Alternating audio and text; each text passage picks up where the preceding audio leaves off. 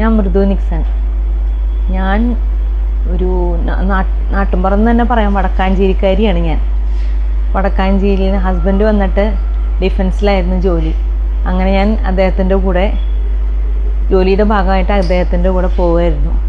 Degree നമ്മുടെ നാട്ടിലെ ഒരു കോളേജിൽ നിന്ന്, വ്യാസ കോളേജിൽ നിന്ന് ഞാനൊരു ഡിഗ്രി എടുത്തതിന് ശേഷം എന്തെങ്കിലും ഒരു കമ്പ്യൂട്ടർ കോഴ്സ് ചെയ്യണം അങ്ങനെയൊക്കെ വിചാരിച്ചിട്ടാണ്. ഭർത്താവ് ജോലിക്ക് പോകുമ്പം, മോന് സ്കൂളിൽ പോകുമ്പം എന്തെങ്കിലും ചെയ്യണം. അതിൻ്റെ ഭാഗമായിട്ടാണ് പഠിക്കാനായിട്ട് ജോലിക്കായിട്ട് ഇറങ്ങിയതാണ്.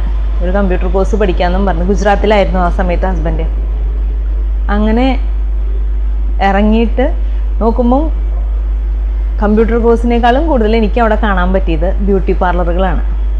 പോട്ടെ, ടൈം പാസ്സല്ലെന്ന് വിചാരിച്ച് ഞാൻ അങ്ങനെ ഇത് ഒരു 6 മാസത്തെ കോഴ്സ് പഠിക്കാനായിട്ട് ചേരുകയുണ്ടായി.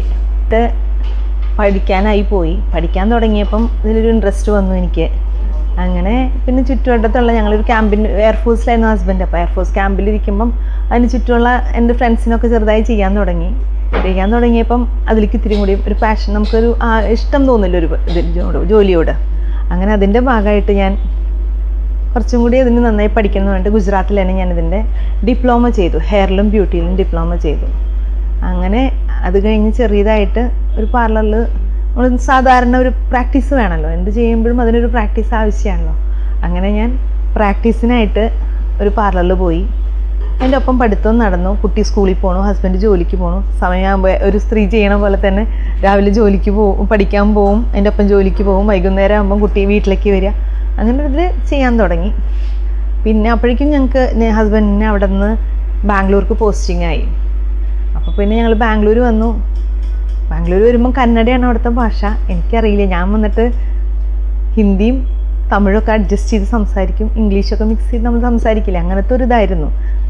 അപ്പം അത് കഴിഞ്ഞ് ഞങ്ങൾ അവിടെ ഒരു വീട്ടിൽ, ഞങ്ങൾക്ക് ക്വാർട്ടേഴ്സൊന്നും കിട്ടിയില്ല. അപ്പം നമ്മൾ പുറത്താണ്, സിവില്ല താമസിക്കണേ. പക്ക കന്നഡികാസ് ചുറ്റും. ഒന്നും അറിയില്ല, കന്നഡ അറിയില്ല. നമ്മൾ മംഗ്ലീഷ് എന്നൊക്കെ പറയില്ലേ, അതുമാതിരി ഞാൻ കന്നഡ അങ്ങനെ എഴുതി പഠിക്കുകയാണ് ചെയ്തത്. അങ്ങനെ അവിടെ ഇപ്പം ചുറ്റുവട്ടത്തുള്ള ആൾക്കാർക്ക് ഇപ്പം അപ്പോഴും നമുക്ക് ഇതിനോട് ഇഷ്ടമുണ്ട്. നമ്മൾ ചെയ്തു വന്ന ഒരു ജോലി അത് വീണ്ടും ചെയ്യണം എന്നൊരാഗ്രഹം വന്നു. അങ്ങനെ ഞാൻ അവിടെയും ഞാൻ എൻ്റെ ഒരു ഫ്രണ്ട് സർക്കിൾ ഉണ്ടാക്കി, അവർക്ക് ചെയ്യാൻ തുടങ്ങി. അപ്പോൾ അവർ പറഞ്ഞു, എന്തുകൊണ്ട് ഒരു പാർലറായിട്ട് വീണ്ടും ചെയ്തുകൂടാ എന്നാ. അപ്പോൾ അങ്ങനെ ഒരു ആശയം ഉദിച്ചപ്പോൾ ഹസ്ബൻഡിനോട് പറഞ്ഞു ഞാൻ, എനിക്കൊരു പാർലർ ഇട്ട് തരണം, എനിക്കിഷ്ടമാണ് ചെയ്യാനായിരുന്നു. നല്ല സപ്പോർട്ടുണ്ട് ഹസ്ബൻഡിൻ്റെ കേട്ടോ, അന്നുണ്ട് ഇന്നുണ്ട്. അപ്പോൾ അങ്ങനെ കുട്ടികളും നന്നായി അഡ്ജസ്റ്റ് ചെയ്യണ മക്കളാണ്.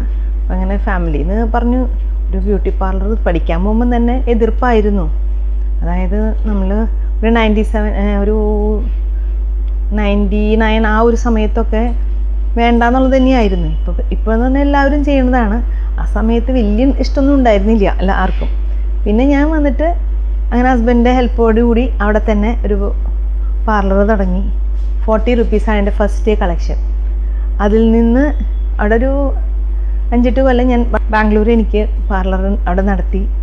ചെറുതായിട്ട് 2-3 പേരൊക്കെ സ്റ്റാഫൊക്കെ വെച്ച് അഡ്ജസ്റ്റ് ചെയ്തൊരു പാർലർ അവിടെ നടന്നു. അത്യാവശ്യം ബിസിനസ്സുള്ള ഒരു പാർലർ.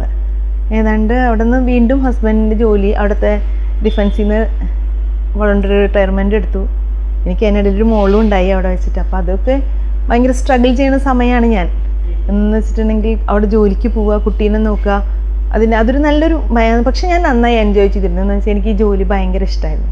അതിൻ്റെ കൂട്ടത്തിൽ തന്നെ ഞാൻ ഇപ്പോൾ നമ്മൾ ജോലി കഴിഞ്ഞിട്ട് തിരിച്ച് നാട്ടിലേക്ക് വരുമ്പോഴോ അല്ലെങ്കിൽ അബ്രോഡ് പോവുക എന്തെങ്കിലും ചെയ്യണമെങ്കിൽ ഒരു ഇൻ്റർനാഷണൽ സർട്ടിഫിക്കറ്റ് എനിക്ക് ആവശ്യമാണ്. നമ്മൾ നന്നായിട്ടൊരു സ്ഥലത്ത് പെർഫോം ചെയ്യാൻ പോവുകയാണെങ്കിൽ നമുക്കത് ആവശ്യമാണല്ലോ.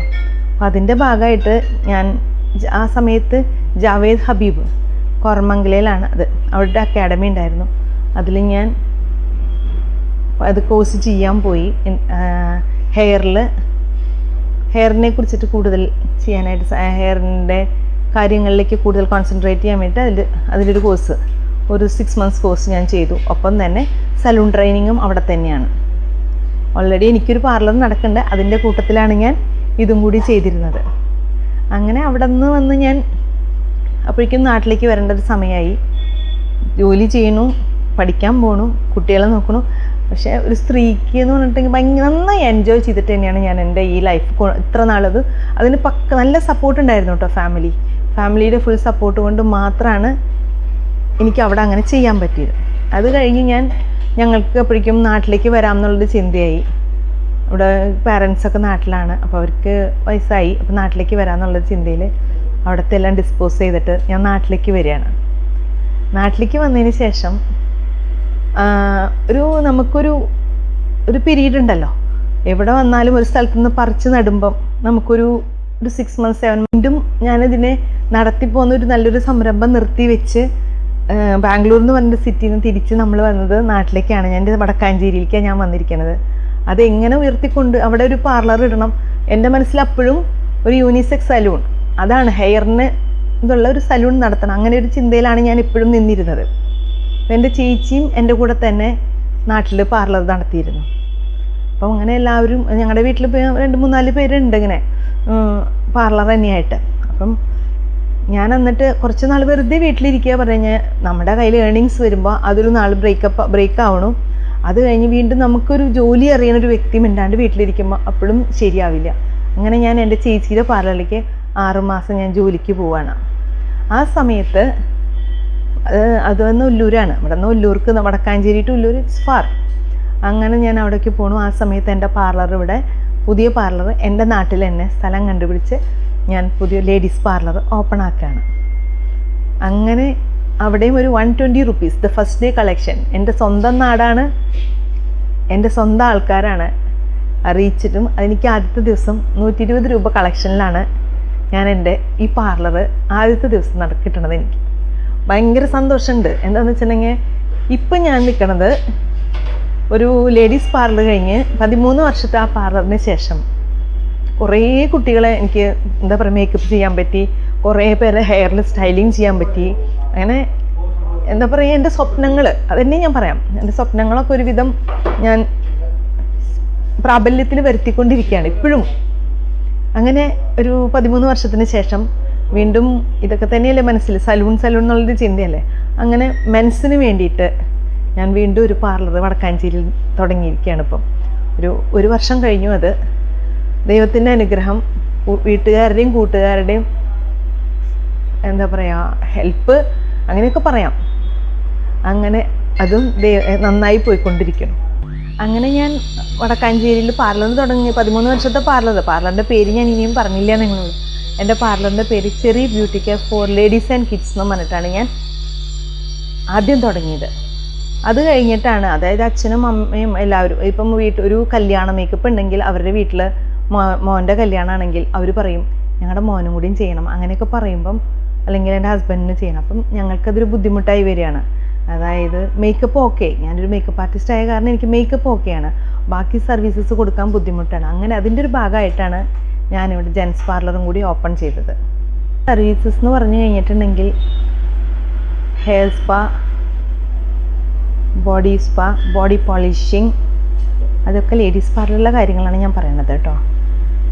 അതായത് hair cutting, perming, straightening, smoothening, blow dry, permanent blow dry, then botox, keratin, അതായത് ആധുനികമായിട്ട് എന്തൊക്കെ ചെയ്യണം പരമാവധി അതെല്ലാം ഞാൻ എൻ്റെ പാർലറിൽ എത്തിക്കാൻ ശ്രമിച്ചിട്ടുണ്ട്. കളറിങ്, ട്രെൻഡിങ് ആയിട്ടുള്ള കളറിങ്, അതെല്ലാം നമ്മൾ അതായത് പ്രൊഫഷണൽ ബ്രാൻഡുകൾ കൊണ്ടുവന്നിട്ടാണ് നമ്മൾ അത് ചെയ്യാൻ ശ്രമിച്ചിട്ടുള്ളത്, ചെയ്തുകൊണ്ടിരിക്കുന്നതും. പിന്നെ വന്നിട്ട് മേക്കപ്പിലാണെങ്കിൽ ഇപ്പം എയർ ബ്രഷ് മേക്കപ്പ് അതൊക്കെ ഇപ്പോഴും നടന്നുകൊണ്ടിരിക്കുകയും ഗ്ലാസ് ഫിനിഷിങ് മേക്കപ്പ് അതെല്ലാം നമ്മൾ ചെയ്യുന്നുണ്ട്, നമ്മുടെ പാർലറിൽ ചെയ്യുന്നുണ്ട്. പിന്നെ വന്നിട്ട് ഫേഷ്യൽസ് ആണ്. സ്കിൻ കെയറിലാണെങ്കിൽ സ്കിൻ കെയറിൽ ഒരു വൈഡ് റേഞ്ച് ഓഫ് ഫേഷ്യൽസ് ഉണ്ട് നമ്മുടെ കയ്യിൽ. പ്ലസ് ഹൈഡ്രാ ഫേഷ്യൽ, ഇപ്പം നമ്മൾ ട്രെൻഡിങ് ആയിട്ടുള്ളതാണ് ഹൈഡ്രാ ഫേഷ്യൽ, അതെല്ലാം നമ്മുടെ പാർലറിൽ ചെയ്യുന്നുണ്ട്. അതിന് നല്ല വിദഗ്ധരായിട്ടുള്ള ജോലിക്കാരും നമുക്കുണ്ട്. പുറത്തു നിന്നുള്ളതും നമ്മുടെ കേരളത്തിലുള്ളതും കേരളത്തിന് പുറത്തുമായിട്ടുള്ള സ്റ്റാഫാണ് എനിക്ക് വേണ്ടി നമ്മുടെ ചെറുക്ക് വേണ്ടി ജോലി ചെയ്യണത്. ഇനി അതുപോലെ തന്നെ ബ്രൈഡൽ മേക്കപ്പ്, അതായത് പല സ്ഥലങ്ങളിൽ നിന്നും ഹെയർ കട്ടിങ്ങിനായാലും കുറേ, അതായത് 13 വർഷം ഞാനിവിടെ ചെയ്താലും ദൂരെ നിന്ന് വടക്കാഞ്ചേരിയെ മാത്രം ഇതായിട്ടല്ല, എനിക്ക് പുറമേ നിന്നും നിറയെ കസ്റ്റമേഴ്സ്, അത് അവരുടെയൊക്കെ സഹായവും അവരുടെയൊക്കെ സഹകരണവും അവരെനിക്ക് വേണ്ടിയിട്ടുള്ള എന്താ പറയുക നമ്മളോടുള്ള സ്നേഹവും അതിൻ്റെ ഭാഗമൊക്കെ ആയിട്ട് തന്നെയാണ് ഞാനിപ്പോഴും വിജയിച്ച് നിൽക്കുന്നത്. കേരളത്തിലാണെങ്കിൽ ഇപ്പോൾ ഒരു മഷ്റൂമിങ് ആണ് പാർലറുകൾ, എവിടെ നോക്കിയാലും ബ്യൂട്ടി പാർലറാണ്. കുറച്ച് നാൾ ഒരു 6 മാസം ഉണ്ടാവും, അല്ലെങ്കിൽ കൂടിപ്പോയ 1 വർഷം. അത് കഴിഞ്ഞിട്ടുണ്ടെങ്കിൽ അതല്ല നമ്മുടെ കേരളത്തിലെ ഓരോ സംരംഭങ്ങളും അങ്ങനെ തന്നെ പറയാം. സ്ത്രീകളാണെങ്കിലും ഒരു നടത്തി കഴിഞ്ഞിട്ട് 1 വർഷം കഴിയുമ്പോഴേക്കും പിന്നെ ആ സ്ഥലത്ത് വേറൊരു സ്ഥാപനമാണ് വരണത്. അതെന്താണെന്ന് വെച്ചിട്ടുണ്ടെങ്കിൽ നമ്മൾ പിടിച്ചു നിൽക്കാൻ ശ്രമിക്കണം. അപ്പം ആദ്യമായിട്ട് നമുക്കൊരു 6 മാസം 7 മാസം ബിസിനസ് കുറവായിരിക്കാം. പക്ഷെ നമ്മളത് ഇട്ട് എറിഞ്ഞ് പോയി കഴിഞ്ഞിട്ടുണ്ടെങ്കിൽ നമ്മളിൽ വിശ്വാസം ചെലുത്തി വരുന്ന കുറച്ച് കസ്റ്റമേഴ്സെങ്കിലും ഉണ്ടാവും. അവരുടെ മൗത്ത് അഡ്വർടൈസ്മെൻറ്റ് അതിൽ കൂടെയാണ് നമ്മൾ വലുതാവുള്ളൂ. അപ്പോൾ അങ്ങനെ വരുന്ന എത്രയും നിങ്ങളൊരു വർഷമോ 2 വർഷമോ പിടിച്ചു നിൽക്കാൻ ശ്രമിക്കുക. അപ്പോൾ എന്തായാലും നമുക്ക് അത് സക്സസ് തന്നെ ആവുള്ളൂ.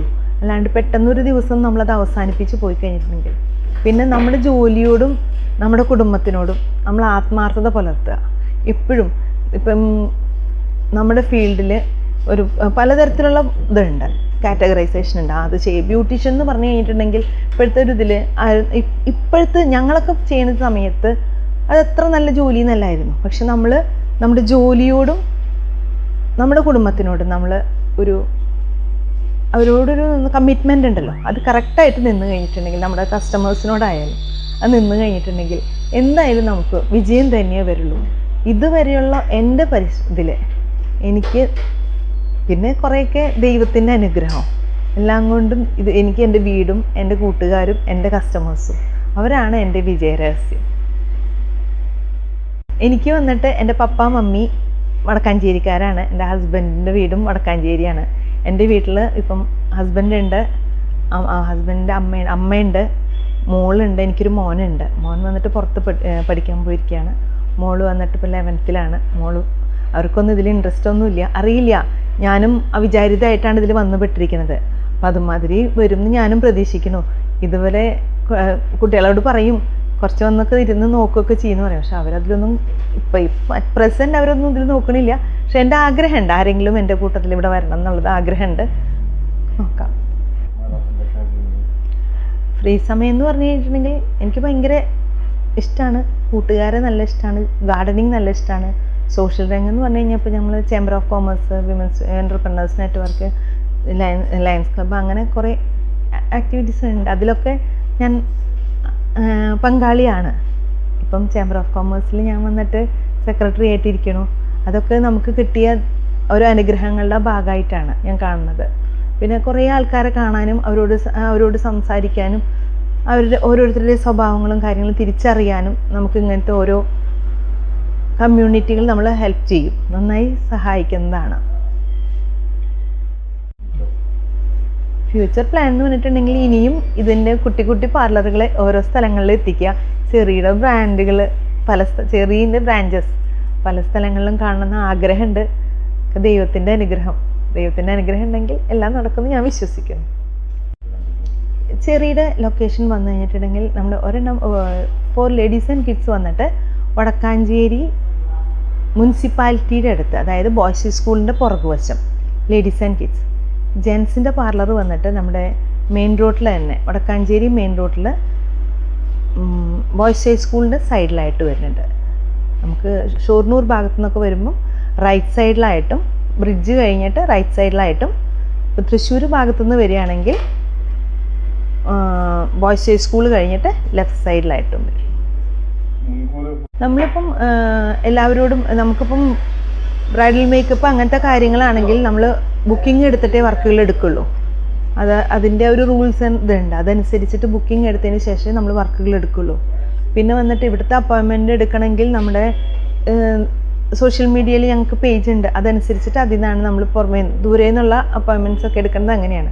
ഒരു കൊറോണ കാലം വരെ ഞങ്ങൾ പുറത്ത് പോയിട്ടും, കൊറോണ കാലം വരെ അതായത് ആലപ്പുഴ, പത്തനംതിട്ട, ബാംഗ്ലൂർ, അങ്ങനെ കോയമ്പത്തൂർ, ഞാൻ ഓൾ ഇന്ത്യ സഞ്ചരിക്കുന്ന ഒരു വ്യക്തിയാണ്. എവിടെ പോയാലും വർക്ക് എടുക്കാനായിട്ട് പുറമെ. ഇപ്പം കുറച്ച് കാലമായിട്ട് ഇതിലേക്ക് ഈ പുതിയ പാർലറിലേക്കും അതിലേക്കൊക്കെ കോൺസെൻട്രേറ്റ് ചെയ്യണ കാരണം എന്നാലും ഞങ്ങൾ പുറത്ത് പോയിട്ടൊക്കെ വർക്കുകൾ വരുന്നു. ബാംഗ്ലൂർ അങ്ങനെയൊക്കെ പോയിട്ട് മേക്കപ്പും കാര്യങ്ങളും എടുക്കാറുണ്ട്.